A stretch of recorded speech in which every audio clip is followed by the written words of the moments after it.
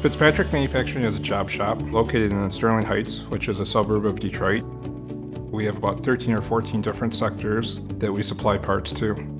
The auto industry is quite strong right now. Many other people in the auto industry are retiring, which means the labor market is very tight. And with the ease of Sawyer, it finally made sense to bring advanced automation in where we know we could be using it tomorrow, and it's easy to move to the next project. In a job shop environment, you just don't know what's coming in. From a financial point of view, we looked at human capital, and if Sawyer's running this particular job, that frees up that person to run another machine tool. So it's all about utilization. The part that Sawyer's honing the tolerance on the ID has to be very precise. Sawyer goes over and checks to see which parts it's going to be running first.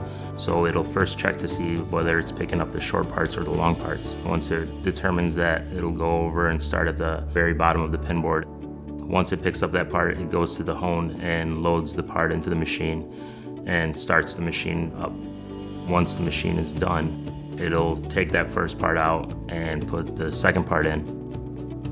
And then that first part, it'll take over to the wash station where it'll drop it in to get washed, and then the one that was being washed, it'll pick up and blow it off in the air blow-off box. And then from there, it'll go to the boxes and package them.